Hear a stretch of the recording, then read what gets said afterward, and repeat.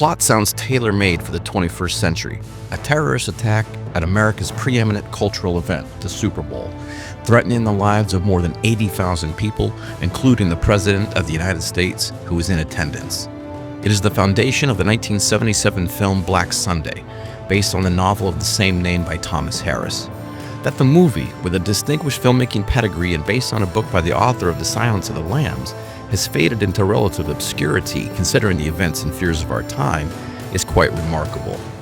That it failed to meet expectations nearly 50 years ago is somewhat understandable.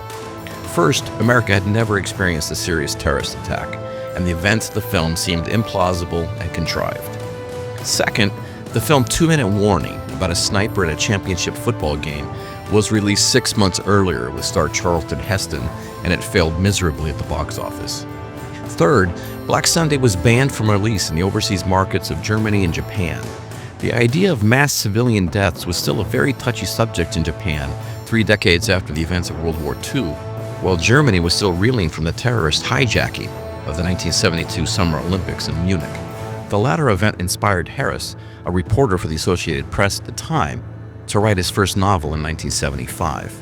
He even used the terrorist group responsible for Munich, the Palestinian-affiliated Black September, as the entity behind the Super Bowl attack in the book. The novel, too, failed to find a large audience. It all just seemed too far-fetched. Unfortunately, it sounds all too plausible and frightening today, which makes it very surprising that the film has not been remade. The plot seems a perfect match for the zeitgeist of this century and the events of the past 25 years. It's even more surprising considering that the Hollywood remake cycle is a period of roughly 20 to 25 years. You know you're approaching middle age when the movies of your youth are being remade. But it has been nearly a half-century since Black Sunday, and the time could not be more perfect for a remake. That it is yet to happen perhaps speaks to the lingering cultural trauma of 9/11. Whether or not it is ever remade, director John Frankenheimer's film is worth watching, despite its deliberate pacing throughout an arguably overlong 2-hour, 24-minute runtime. Its biggest sin is that the characters are not properly developed, given the opportunity to do so, except for Bruce Dern's mentally ill pilot, but he is neither the protagonist nor the primary antagonist. Robert Shaw, best known as Quint in Steven Spielberg's Jaws, does an admirable job of trying to overcome his miscasting as an Israeli Mossad agent on the trail of Black September terrorists. His prime target is Mark Keller's femme fatale character, who is running the mission and manipulating Dern emotionally and sexually. The plot is simple and scary. Terrorists are utilizing Dern, a blimp pilot who cannot overcome the trauma and fallout of his experience as a prisoner of war in Vietnam. He feels his country has betrayed him. He has lost his sense of self, his dignity, and his family, and he believes his country does not care. His character is fascinating and compelling, but we know next to nothing about Shaw's and Keller's characters, and supporting characters are two-dimensional cutouts.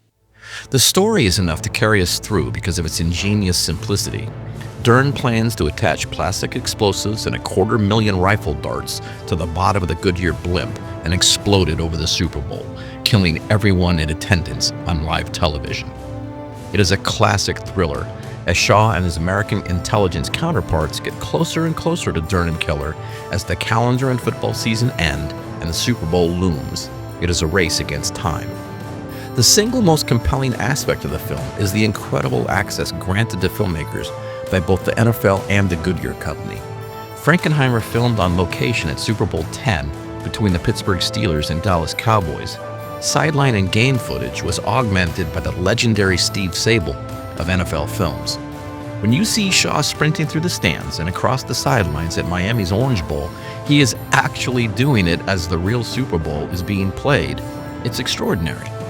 Goodyear provided all 3 of its US-based blimps to the production as well as its name. Harris used the fictional Aldridge blimp in the novel, which was set at a hypothetical Super Bowl in New Orleans between Miami and Washington. It looks good, and it should, considering it was shot by John A. Alonzo, best known as the cinematographer of Chinatown and Scarface. He and Frankenheimer impeccably match real game footage with scenes shot with thousands of extras, some of them Miami Dolphins players doubling as Steelers and Cowboys players, when the blimp crashes into the Orange Bowl. The legendary John Williams wrote the score the same year he did Star Wars. The lead screenwriter is Ernest Lehman, a 6-time Oscar nominee and longtime collaborator of Alfred Hitchcock. While it's a fine watch on its own, it's impossible to keep from thinking about how it could be remade for our current time. Almost surely, however, without the cooperation and access Frankenheimer received from the NFL and Goodyear. But one day, perhaps, it will be a modern action star balancing on the wing of a Goodyear blimp, attempting to save the day as we breathlessly look on.